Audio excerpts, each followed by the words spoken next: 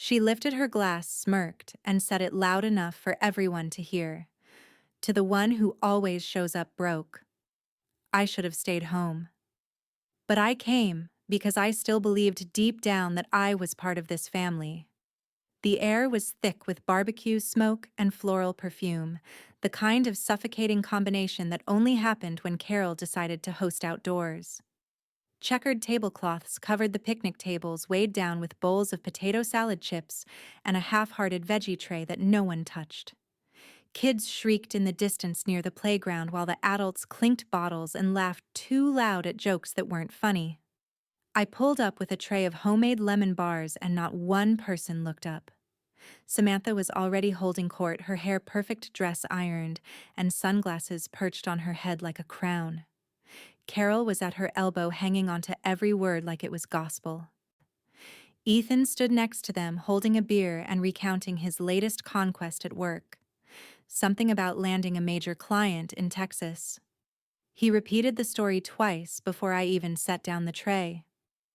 "Hi, Mom," I said, giving her a brief kiss on the cheek. Her smile was tight. "Oh, Mason. You made it," she said, already turning back to Samantha. "Doesn't your sister look amazing in that dress? Found it on sale. Can you believe that I stood there, tray still in hand? I brought lemon bars." Samantha glanced at them and wrinkled her nose. "You still baking? That's cute." I actually got a call last week." "About a job," I said, choosing my words carefully. "It's not a guarantee. But oh, Ethan just got promoted." Carol interrupted. "Tell him, honey." Ethan didn't need a prompt. He puffed out his chest and launched into a monologue about sales numbers, bonuses, and something called equity realignment. I stopped listening halfway through and took a sip from my plastic cup of warm soda. My hand trembled just enough to make the ice rattle. Then it came. Samantha, loud and gleaming in the afternoon sun, clinked her glass against Ethan's and said it, "To the one who always shows up broke." Silence wasn't part of our family vocabulary, but for a second, the laughter hitched. Then it came back louder than before, feeding off each other like a pack of hyenas. Someone clapped. Carol giggled. Even the cousin from Dad's side who barely knew me chuckled. I felt the flush rise from my neck to my ears. My fingers dug into the paper plate. I wanted to throw it. I wanted to scream. Instead, I stood up slowly, careful not to knock over the drink, and walked away from the table. I didn't look at anyone. The path toward the parking lot was gravel, and each step felt heavier than the last. I passed the trash bins, the swing set, and the spot where Dad used to grill before he got too tired of everyone's crap, and moved to Arizona. Footsteps behind me? "Mason," a voice said.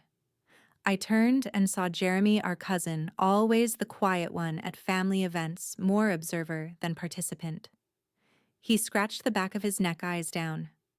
"You shouldn't have come," he said. Then he looked at me. "But I'm glad you did." They needed to hear themselves. It caught me off guard. I didn't know what to say, so I just gave a nod. He didn't follow. I didn't say goodbye. I just started the car and for once didn't look back. 3 missed calls from Mom that night. I didn't answer. What was left to say? When you're the reliable one, they remember you only when things fall apart. The rain hit my window like it was trying to wash away what happened, but even a storm couldn't clean the bitter taste out of my mouth. I sat on the carpet, knees pulled up, staring at the phone screen. Her name sat there glowing dimly, Carol Whitman. Not Mom. I'd changed the contact name months ago and just never got around to changing it back.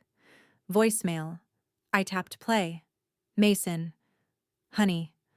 Listen, I don't think Samantha meant it like that. You know how she gets when she's had wine. And it was just a joke. Everyone's been under a lot of stress lately. Don't blow this out of proportion. Please call me back." Her voice was airy, artificial, the kind of tone she used at dinner parties when she was trying to hide the fact that the pot roast was dry or that Ethan had lost his job again. I tossed the phone onto the couch and let my head fall back against the wall. The soft hum of the refrigerator and the tap-tap of rain were the only honest sounds in the room. My apartment was small, modest if I wanted to spin it, but it was mine. No one told me what to wear here, or who to laugh at, or when to smile. The walls were bare except for one framed photo of Dad and me fishing when I was 10. He looked younger than I remembered. He hadn't called in a while. I reached under the coffee table and pulled out the dusty shoebox. Inside were old receipts, crumpled post-it notes, faded birthday cards with the ink nearly worn off. I pulled out a hospital invoice Ethan's from the summer he got in with the wrong crowd, and ended up with a broken wrist and a court fine. I was 19. I had a full ride to a state university.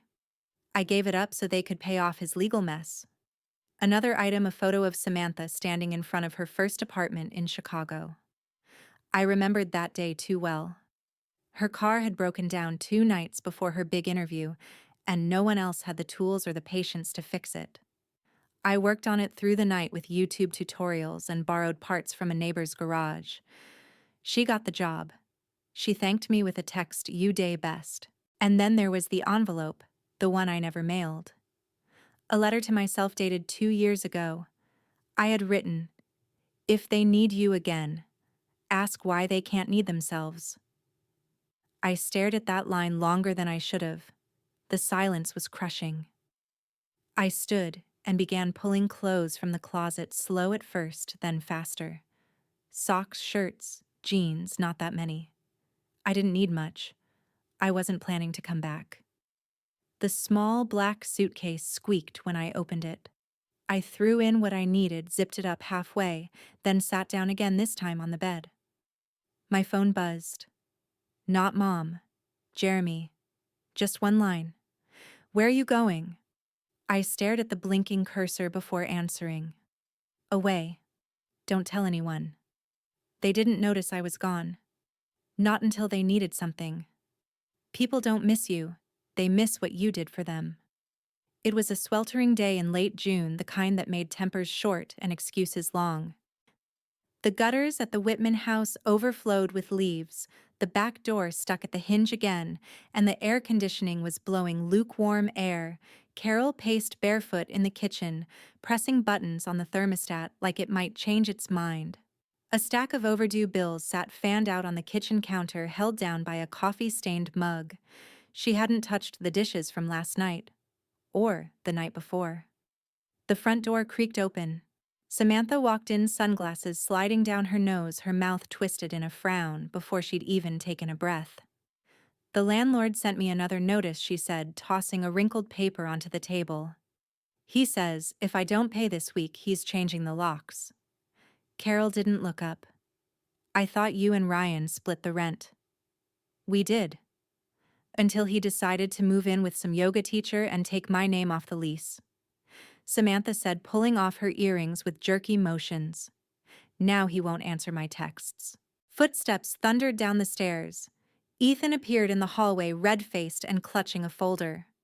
"Where the hell are the court papers?" he barked. Carol blinked. "The ones you left on the dining room table?" "No, Mom, the ones with the updated statement. I need them tomorrow." "Do you even know how important this is?" "I'm not your assistant, Ethan," Carol snapped, surprising even herself. Samantha huffed. Maybe if Mason were around. The silence that followed was sharp. Carol's gaze dropped to the phone charger dangling off the wall unused. "I left him a few messages." "He's ignoring us," Ethan said, jaw tight. "I swear he's doing this on purpose." Samantha leaned against the wall. It was just a joke. Why's he being dramatic? They sat in the living room, 3 people orbiting a void they hadn't realized was critical until it vanished. Carol reached for the day's mail, sorting through glossy coupons and donation requests.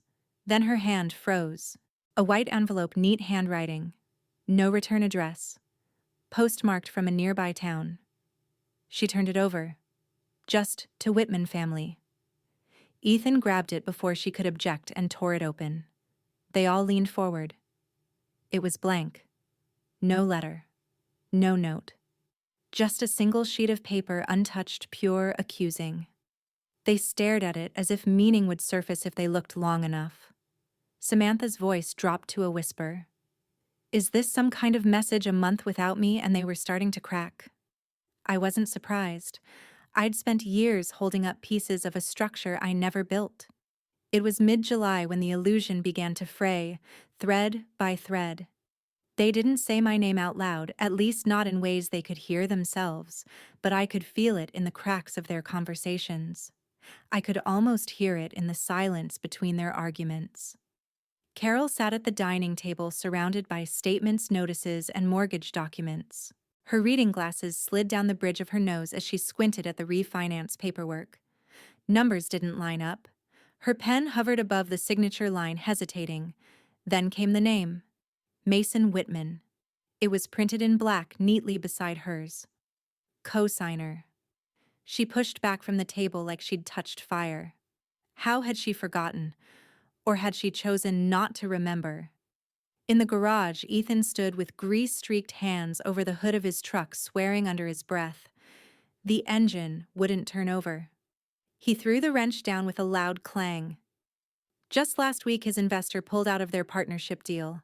Something about uncertainty and inconsistent accounting. Mason used to balance the numbers after Ethan scribbled them on napkins.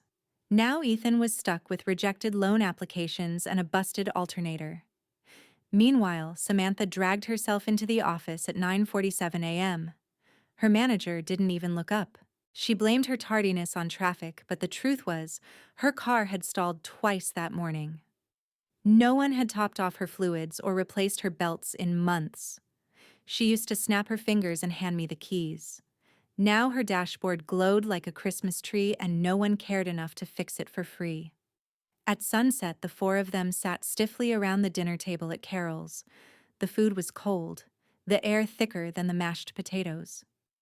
Jeremy, polite as ever, cut into his meatloaf and glanced around the table.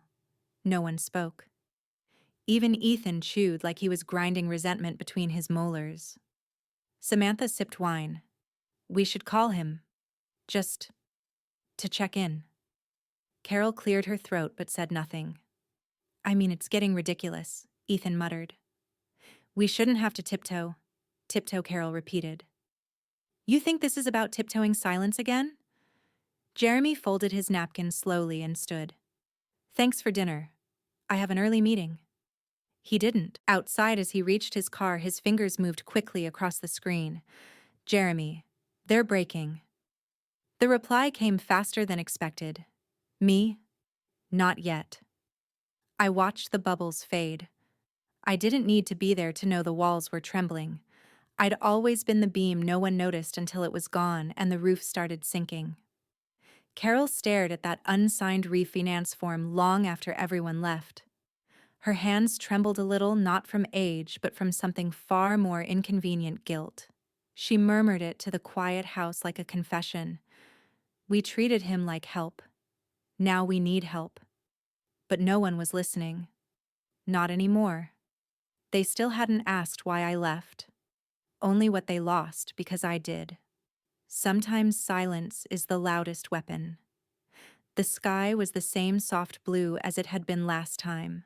The park bench still leaned slightly left, the same ants marched the rim of the trash can, and the grass carried that familiar sun-warmed scent. But this time, something else was missing. Me? Carol had brought the same checkered tablecloth, though its corners curled up in the breeze like they too had grown restless.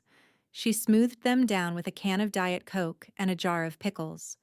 Her makeup was done, but hastily foundation a shade off lipstick bleeding slightly into the lines around her mouth. Samantha perched on the bench with her arms crossed, oversized sunglasses hiding tired eyes. Her phone never left her hand. Ethan hovered near the grill, poking at the charcoal, like it personally offended him. No one said my name, but I was there simmering just under their strained small talk, the ghost they were trying to exorcise with potato salad and forced laughter. Jeremy arrived last, carrying a six-pack and an unreadable look. He placed the drinks in the cooler and sat without ceremony. So Carol began too brightly, "Isn't it nice to do this again? Some tradition, just like old times." No one answered. Ethan lit a cigarette and exhaled away from the table. "Food's cold," he muttered. Samantha tapped her screen. "Mason used to get here early. Kept things moving." Carol flinched. "Well, he's not here, and we're perfectly capable." Jeremy took a sip of water. "He's not coming back." They all turned toward him. Carol's eyes widened. He continued calmly, "Not today. Maybe not ever." Samantha rolled her eyes. "He's punishing us." "For what a joke." "Not a joke to him," Jeremy said quietly. Ethan scoffed. "He's always been sensitive." "No," Jeremy corrected. "He's been silent. And now that silence is speaking louder than any of us." A bee buzzed near Ethan's hand. He swatted lazily. Another landed on his arm. Then sharp. "Ah, damn it," he hissed, slapping the sting. "That little—" He looked around for help rubbing at the swelling welt. No one moved. Samantha turned away, still scrolling. Carol dabbed at her brow with a napkin. "I'm fine," Ethan said to no one, his voice tighter now. They ate in quiet plastic forks, scraping paper plates. Then Jeremy reached into his backpack and pulled out a small, sealed envelope. He placed it gently in the center of the table like it was an offering. "What's that?" Carol asked. Jeremy didn't answer her. "He wanted me to give you this," he said instead, still staring at the envelope. "But not yet." Samantha leaned forward. "What's in it?" Jeremy finally looked up. "Your reminder." And just like that, the wind shifted. They always assumed I was just quiet. They never imagined I was listening and documenting. Years of being overlooked made me invisible. That made collecting proof effortless.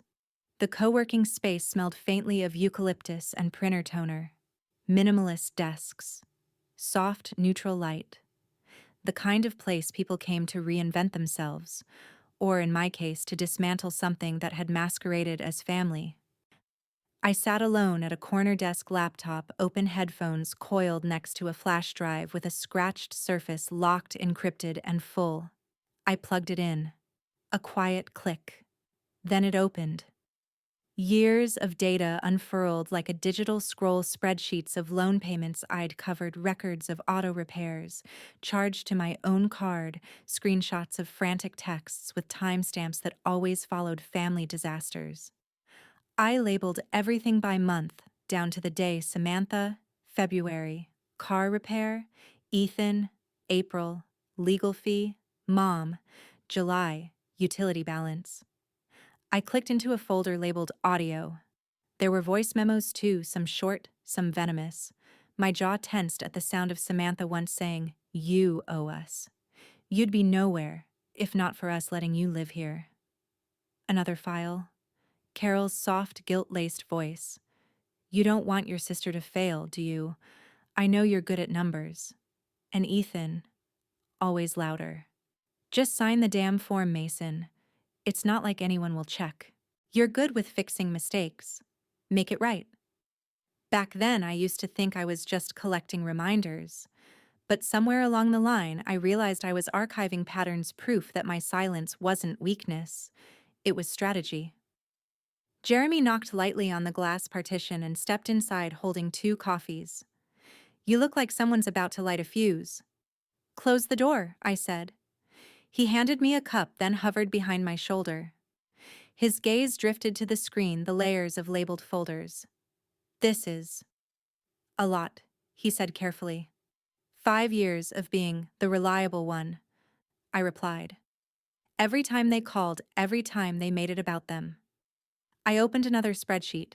Bank transfers, notes, receipts with my signature. Jeremy blinked. "You kept all this." I didn't always know why, but I knew one day I'd need to prove I wasn't imagining it. I clicked back to the audio folder and hit play on a file named Ethan Chalker Threat 3. His voice filled the room. "If this doesn't go through, I swear I'll just change the numbers myself. We've done it before. Mason, you're either with us, or we're all going down together." Jeremy paled. He actually said that. I nodded. "And now it's preserved. Time-stamped. Backed up in 3 places." He sat down across from me. What are you planning? Not revenge, I said. Just truth. Delivered strategically. I looked him in the eye. Do you want to be part of this? He didn't answer right away. The weight of history flickered in his eyes. Picnics, laughter, manipulation folded into family dinners. He'd seen it. He'd just never named it. After a long breath, he spoke. They're not ready for this. But I think I am. The first crack in the mirror isn't loud, but it spreads fast. I didn't need to destroy them. I just had to let their own reflection catch up. Ethan leaned back in his office chair, feet on the desk, coffee half full, ego overflowing. He'd just wrapped a call with a potential investor bragging about a projected third-quarter boom he hadn't even started tracking. The office lights buzzed overhead, flickering slightly, just enough to feel unsettling. Then his partner walked in, holding a tablet and a look that could slice steel. Ethan, this just came in. He turned the screen toward him, from an anonymous inbox. Ethan blinked. On the screen was a single email, no subject line, just a link. Suspicious, but curiosity always won. He clicked. It led to a spreadsheet from 3 years ago, one he thought was buried under layers of red tape. A ledger showing a curious $8,000 vendor payment that had never been accounted for properly. Ethan squinted. And then he froze. The numbers weren't just familiar, they were his. Down to the formatting. What the hell is this? The partner asked. It matches our books line for line. Why didn't you disclose this during the audit? Ethan stood up too quickly. That's old. It was handled. Then show me how. He couldn't. The paper trail looped back into fog. And this time, Mason wasn't there to clean it up. 20 miles away, Samantha lounged on her couch, hair in rollers, half watching a true crime show. Her phone buzzed. Hi, Ms. Whitaker. This is Jenna from Crest Point Consulting. We're confirming your interest in the leadership position you applied for. Samantha sat up. I didn't apply. Jenna hesitated. We received a resume with your name number and a detailed letter of intent. Samantha reached for her laptop. What did it say? The voice on the other end grew careful. It mentioned leading a team at a mid-cap firm, doubling revenue and launching a DEI initiative. Impressive, but not supported by your LinkedIn. Samantha's voice went thin. Who sent that in? We assumed you. Is this not accurate? I'll have to check. Thank you. She hung up and immediately began searching her sent folder. Nothing. But when she checked the drafts, there it was. A file she'd never seen, time-stamped from a week ago, sitting perfectly formatted. Her name, her contact info, and enough lies to burn any real chance at future employment. At the family house, Carol stood at the kitchen counter sorting mail. Most of it was junk. Then came an official-looking envelope with a state seal. She opened it carefully, heart fluttering. Inside, a notice from a legal review board requesting clarification regarding a decades-old property lien. Mason's name was listed as a co-owner on a document she'd conveniently forgotten to file correctly. It wasn't an accusation yet, but it was a spark aimed at dry leaves. Jeremy sat in the den watching Samantha pace back and forth on speakerphone with her recruiter. I didn't lie, she kept saying. I don't even know who made that resume. Why would I? No, I'm not accusing anyone, I'm just saying. He sent a quiet text. They're unraveling. Seconds later, Mason replied. Good. Let them squirm. Carol returned to her chair, rubbing her temples. A second envelope, smaller and lighter, caught her eye. It had no return address. She opened it slowly. A single sheet of paper slid out, no letterhead, no explanation. Just a printed screenshot of a text conversation, her words plain as day. We'll tell Mason the inheritance got lost in taxes. He won't ask. He never does. The edges of the paper trembled in her fingers. No signature, no threat. Just a mirror placed in her lap. And the cracks were spreading. They started calling me names they once swore I'd never be: manipulative, dangerous, calculated. It's strange how the truth sounds like sabotage when it's spoken by the one you used to silence. The HR manager at Samantha's office closed the door behind her with a soft but deliberate click. We received multiple verification requests from firms you listed on your resume. She began tapping the printed pages in front of her. None of them could confirm your employment history as described. Samantha smirked, crossing her legs. That's impossible. I worked there years ago. Maybe their records are outdated. The manager didn't blink. You claim to have led regional strategy development. They have no record of you even attending team meetings. Samantha's fingers twitched on her lap. Who's looking into me? The manager set the papers down. Someone submitted the resume to us through our external recruitment site. It listed your private email cell and full job history. If it wasn't you, someone knew you well. Samantha stared at the stack of paper, mouth dry. Is this a setup? She asked, almost a whisper. The manager didn't answer. Across town, Carol sat at the kitchen table, surrounded by envelopes, her coffee untouched. The county assessor's letter lay open in front of her. It was curt, a warning to clarify previous title transfers and property lien statements, specifically one from 5 years ago involving Mason's name. She reread the letter. The form referenced filings she had amended back then to remove Mason's claim of co-ownership, rationalizing that he wouldn't need to know. She picked up the phone and called Ethan. This can't be happening, she said. They're threatening to audit my filing history. Ethan sounded groggy. Then talked to a lawyer. You don't get it. Mason was on the deed. If he sent this in, I could be investigated for fraud. He grunted. Then fix it. It's not my house. She hung up before her voice could crack. At Ethan's office, chaos had taken root. Your account is frozen. The woman from accounting repeated, holding up the error message. It's a temporary hold tied to a financial dispute filed by a former contractor. A guy named Eli. Ethan's jaw tensed. Eli, Mason's old friend, the one who helped him move years ago. It's probably a clerical mistake, Ethan muttered. The woman shook her head. Legal flagged it this morning. The claim includes itemized charges, payment gaps, and a breach of verbal contract statement. It's oddly detailed. Ethan grabbed the nearest chair. I didn't even hire him under my name. The woman raised an eyebrow. Well, someone filed the paperwork, and someone had access to your internal ledgers from 3 years ago. Silence. For the first time in weeks, Ethan couldn't form a single excuse. Each of them, Carol in her kitchen, Samantha in the HR office, Ethan in his half-lit meeting room, found themselves haunted by a question they refused to say aloud. Is this Mason? Carol cracked first.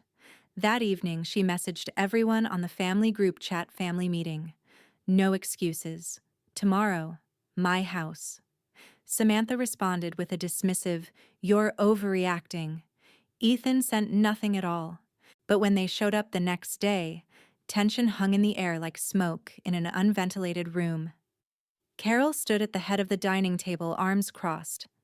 This isn't normal, she snapped. One by one, we're being targeted. Documents, calls, letters. This is coordinated. Samantha sighed. You think Mason's behind this? That's ridiculous. He wouldn't have the nerve. Ethan, quieter than usual, looked out the window. If he's doing this, he said slowly, maybe he's smarter than we thought. Silence. No one touched the coffee. No one dared speak first. Carol's voice was colder now. We should have never let him leave. Now we have no control. The thought lingered in the room, louder than any scream. I wanted justice, not revenge. But sometimes, justice looks a lot like vengeance to those who've never been held accountable. They were too busy panicking to realize they were walking straight into a trap I'd set long ago. Carol stormed into the notary's office that morning, clutching a manila folder full of deed transfers and scribbled signatures. Her blouse was wrinkled and her smile cracked as she leaned over the desk. I need to expedite this transfer, she said, pushing the papers forward. It's a secondary property. Family drama. You understand. The young notary scanned the documents, then paused. Ma'am, I can't process this. Carol stiffened. Why not? There's a registered notice of interest already filed against this parcel. Just last week. She blinked. By whom? He tapped a few keys, then turned the screen toward her. Filed by Mason Whitmore. Her face went pale. She left without another word, nearly forgetting her folder on the counter. Elsewhere, Samantha paced outside a downtown law office, heels clicking furiously across the concrete. She'd been on hold with her now former attorney for over 10 minutes. Finally, a receptionist stepped outside. Ms. Rivers. Samantha turned, snapping. He's not picking up. I'm filing for emotional damages and defamation. He said he won't be representing you anymore. The receptionist interrupted. He received a file this morning. He didn't share details, only said it presented a conflict of interest. Samantha stared, the wind knocked out of her. Conflict over what? I'm sorry, ma'am. The door clicked shut behind the woman, leaving Samantha alone with the weight of what she couldn't control. Meanwhile, Ethan slammed a car door outside Jeremy's building and caught him just before he disappeared inside. You, Ethan said, stabbing a finger at his chest. You're feeding. Jeremy stayed calm. I'm not. Say cut the law. Jeremy gave a tired shrug. No. I think it's the first time you've ever had to answer for something. Ethan's face burned. He doesn't know who he's messing with. Oh, I think he does, Jeremy said, then walked away without another glance. That night, Carol made one last desperate move. She drove to Mason's apartment. She still had the spare key, of course, never once thought she needed permission. The building was quiet, the hallway empty, her heels echoing off the walls. She unlocked the door and stepped inside. It was empty. Not vacant, not abandoned, just intentionally stripped. No photos, no warmth, no trace of him save for a locked desk and a single white envelope on the kitchen table. Her name was written on the front. Just that. She opened it with shaking fingers. Inside, one handwritten sentence: "You taught me what family means. Now you'll see what loyalty really costs." She sat down, stunned. The words sliced cleaner than anything Mason had ever said aloud. She left minutes later, heart-pounding, vision blurred by regret she couldn't name out loud. But the night wasn't done. Back home, her headlights caught a flash of red across her pristine white front door. Spray-painted in wide, deliberate strokes, "Reckoning." She didn't scream, didn't call the police. She just stood there on the porch, keys still in hand, as if her world had finally started to reflect the one she'd created for everyone else. It wasn't about making them suffer. It was about making them stop pretending they hadn't made me suffer. You can't rewrite the past, but you can write the ending yourself. The hallway to Jeremy's apartment smelled like cheap pine cleaner and old carpet, too familiar, too fitting. He opened the door before I knocked, already wearing that look. Concern, curiosity, caution. I stepped inside, said nothing, and set the envelope and flash drive on his coffee table like evidence at a trial. He didn't sit right away. What is it? I shrugged. The truth. Compressed into 2 sheets of paper and a few megabytes. He stared at it like it might detonate. I didn't blame him. After a long second, he picked up the envelope, unfolded the pages, cleanly typed transcripts, and began to read. I could see the shift in his posture: recognition, then disbelief, then quiet anger. But it was the flash drive that would do the real work. He hesitated, glanced up at me. You sure? I nodded once. You need to hear it. He slid the USB into his laptop. The old Dell wheezed to life. First, the screen lit with a grainy video, low-res, unfiltered, time-stamped mid-July 7 years ago. Ethan leaned back on a plastic chair in some backyard shirt, half-buttoned, red Solo cup sloshing in his hand. The kind of party where everyone's drunk enough to forget decency, but sober enough to remember cruelty. You want to know why Mason pays for everything? He said, grinning like he was performing. 'Cause he owes us. That's what family is, right? One guy takes the fall so the rest can rise. He's lucky we even keep him around. Human duct tape. Fixes everything. Says nothing. The video ended abruptly. Jeremy's eyes flicked to me, unreadable. Then came the audio. My mother's voice clear, clipped, laced with the kind of arrogance you can't fake. I never asked him to be anything. He just did things. Offered. So I let him. He's not really one of us. Never has been. But God, he's useful. He's useful. There was a silence in the room that wasn't quiet. It pulsed. Jeremy leaned back, pressing his hands together like he needed to ground himself. "You're not bluffing," he said finally. "You were never bluffing."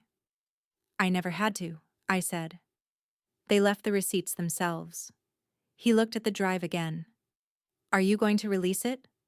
"No." I looked him dead in the eye. "You are."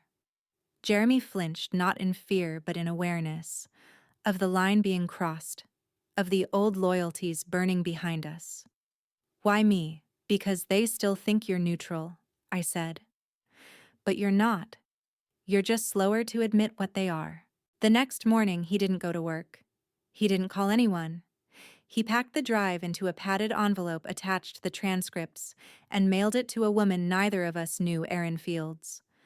A small-time blogger, technically, but one with teeth.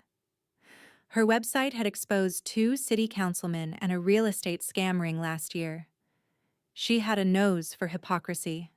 I knew she wouldn't ignore this. She didn't. She didn't call me. She had no way to know who the tip came from. But she called the people in the recordings. She emailed. She gave them time to comment. They didn't. And so, on a cloudy Thursday morning, the headline hit her site and ricocheted through local news like a lit match in a dry forest. Family secrets behind real estate empire whistleblower surfaces. The story didn't name me. It didn't have to. A public thread attached to the article bloomed like rot, former tenants of Ethan's buildings, disgruntled clients, old classmates of Samantha's. One even said she remembered hearing Carol call Mason the spare tire at a school fundraiser. No one was shocked. They were just waiting for proof. I read every comment, every repost, every rumor that for once wasn't exaggerated but still didn't hurt because it wasn't mine. And I didn't smile. I didn't gloat. I just whispered to myself, now they can't lie to each other anymore. The story broke, and with it, their grip on the truth. They once said no one listens to nobodies. Turns out everyone listens to a scandal. It began as a ripple, an oddly specific article in the town paper's digital edition. Most people probably skimmed it between weather updates and local yard sales. But within 24 hours, it had been shared to every neighborhood Facebook group. The headlines, bold, inheritance dispute, exposes financial manipulation within prominent local family. No names, but enough breadcrumbs to follow. My silence was its own fingerprint. I didn't have to post or comment. The story did what years of trying to speak had failed to accomplish. It made them look, really look. My inbox lit up with subject lines like, "I'm so sorry I never knew." "Was this about you?" People I hadn't heard from in a decade came forward with half-formed memories. The time Carol snapped at me in a restaurant, Ethan's snide remark at a charity gala, Samantha's passive-aggressive posts about lazy family members. Each one confirmed that I hadn't imagined it. I'd simply endured it quietly.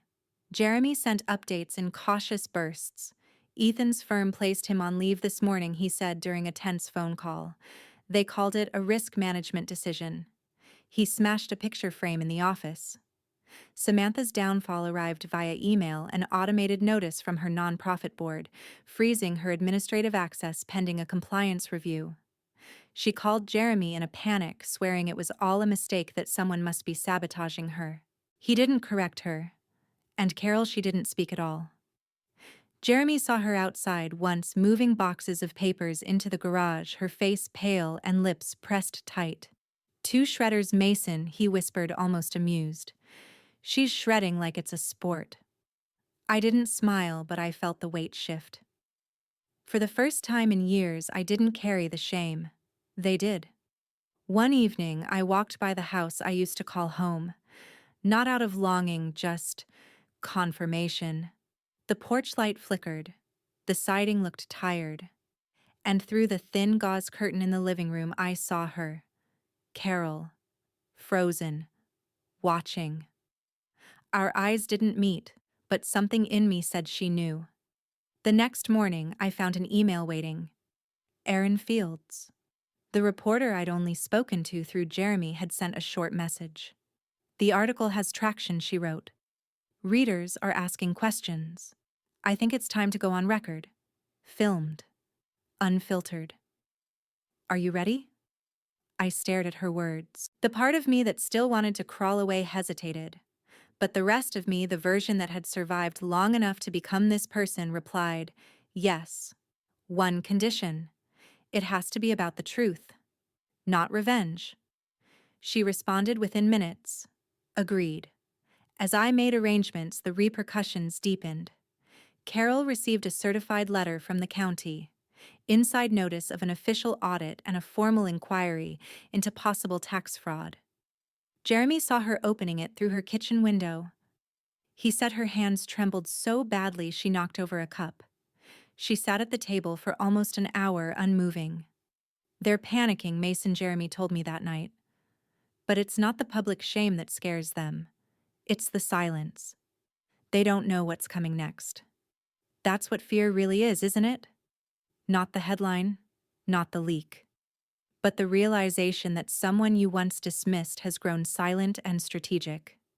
Now the narrative was no longer in their hands. It was in mine. And I wasn't going to waste it. Tomorrow the camera would roll. And for the first time, I'd get to tell the story not as a footnote in someone else's version, but as the truth they spent years hiding. Carol's curtain would be drawn again, no doubt. But this time, she wouldn't be the one watching. She'd be the one exposed. No mask survives the heat of truth. They thought silence would protect them. But silence once broken is louder than screams. The house looked the same, but the air had changed. Carol called it a family crisis meeting, as if the mess was mutual, as if the match hadn't been lit in her own hand. I arrived without fanfare. No coat, no apology. Just a laptop and a folder sealed with the same quiet precision they used when filing me away for years. Carol opened the door herself, her smile brittle, the corners of her mouth too tight. Mason, she said like it was still her home, still her stage. Let's talk. Inside, the others were already waiting. Ethan stood with arms crossed, chin high. Samantha sat coiled on the couch, one leg tucked under her like a nervous child. Jeremy lingered in the hallway, leaning against the wall, as if unsure whether he was guest or witness. No one said hello. I took a seat at the edge of the coffee table and set the laptop down slowly. The envelope followed. Thick. Weighted. Legal. We don't want this to drag out. Carol began smoothing her skirt, though it didn't need smoothing. All this drama, it's hurting the family. No, I said, voice flat. It's hurting your image of the family. She bristled. You think we deserve this circus? Ethan snapped. You think this is justice? I didn't answer. I simply opened the laptop and pressed play. Her voice filled the room, first Carol sharp and dismissive, laughing at a brunch 5 years ago. Mason pays for everything because he thinks it earns him love. That boy is so easy to manage, just show a little disappointment. Next came Ethan, slurring through a recording from a late-night garage chat. He's got guilt in his bones. He bailed me out because I told him Mom was disappointed. Like magic. Then Samantha, cool and calculated, on a call with a friend. If people think I'm the hurt sister, they donate more. It's branding. When I looked up, their faces were masks cracking at the seams. You recorded us, Samantha said, breath catching. You invaded our privacy, Carol hissed, voice rising. I preserve the truth, I said, calm. You just never expected to hear yourselves from the outside. You've been planning this, Ethan said, lying in wait like a snake. I looked at him. You confuse patience with deceit. But sure, let's call it that if it makes you feel better. The tension broke into shouting accusations, flying voices stacking. They turned on each other in seconds, scrambling to point the finger elsewhere. Carol barked at Samantha about the foundation. Ethan threw Carol under the bus for the tax records. Samantha screamed at Ethan for dragging the family name through mud. Years of manipulation condensed into 10 minutes of chaos.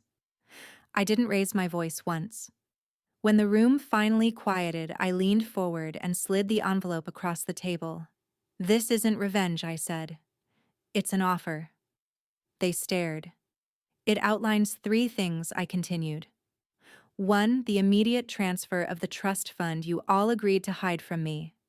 2, a signed retraction of all your public denials. 3, restitution of the property in my name taxes. I paid repairs. I handled bills I covered. And if we refuse, Carol said barely above a whisper, then I go public with everything. The documents, the recordings, your emails. I sue each of you, separately and jointly.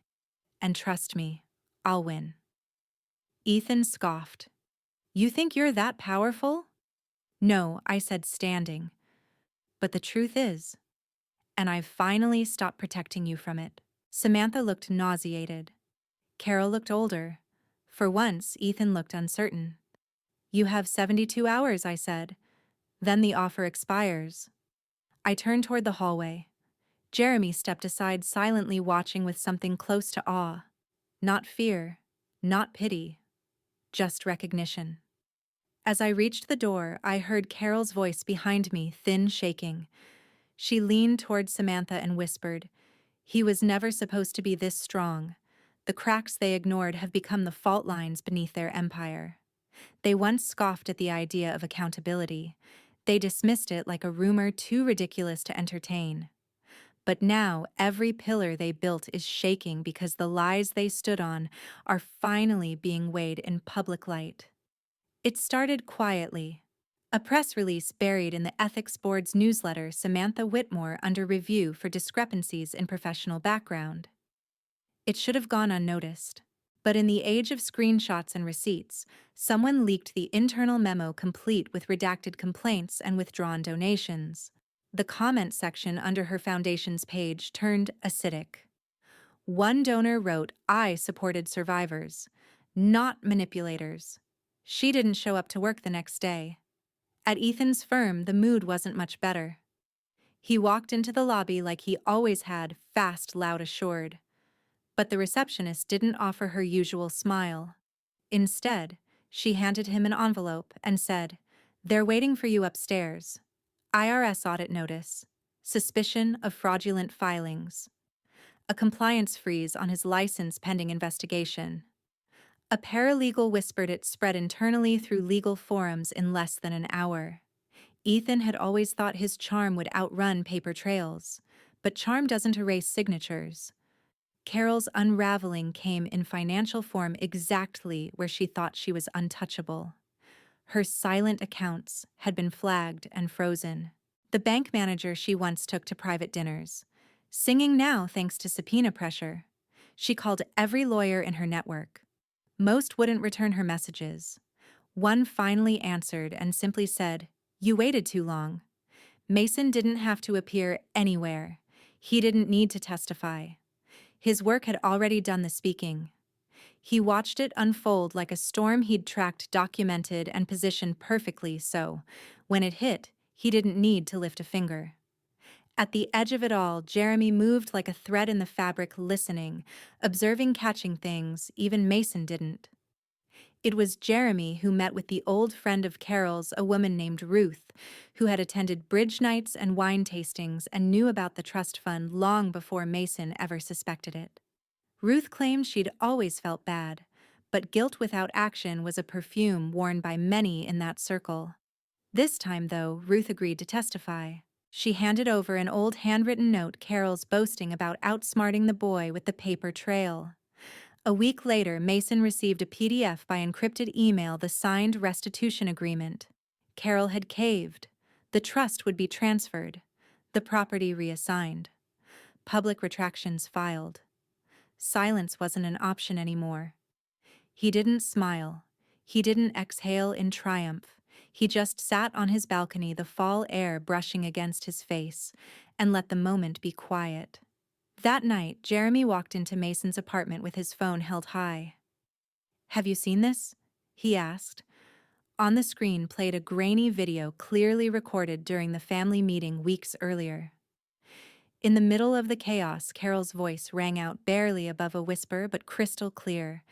He was never supposed to be this strong. The video had gone viral. The caption read, "The son they tried to erase." You don't heal by forgetting. You heal by seeing it clearly and choosing peace anyway. The morning sun hit the glass storefront of the little bookstore on Main, the one I used to walk past without entering. It was quieter than I remembered. Maybe it was me that had changed. Inside, the familiar smell of paper and coffee mingled in a way that felt like memory. I stood near the shelves longer than necessary, unsure if I belonged. But then Laura, the woman who once rolled her eyes every time I took a longer lunch, placed a mug on the counter and simply said, "It's on the house, Mason." No awkward small talk, no pity, just recognition. That alone felt like progress. I wandered afterward, letting my feet guide me through streets that used to carry the weight of errands and obligations. Now they carried something lighter. The park path, still damp from the morning dew, curved toward the bench where I used to sit after shifts, headphones in silence out. This time I took out my phone, scrolled to the voicemail folder labeled Family, and hovered over the first one. Carol's voice crackled in the earliest recording, soft, syrupy guilt. "You're the only one we can count on. Tap. Delete. Samantha. If you don't fix this, I swear, tap. Delete."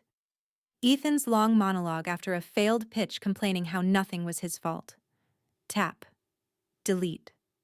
One by one, the ghosts unraveled. I didn't rush. I let them echo, then let them go. That evening, I sat in Jeremy's living room. A movie hummed in the background, half-watched. He passed me a beer and didn't ask anything at first. That was the difference between him and the rest. He waited for real answers. Eventually, he said, "What now?" I didn't answer right away. I watched the flicker of lamplight bounce off the side of his fish tank. The silence didn't stretch, it settled.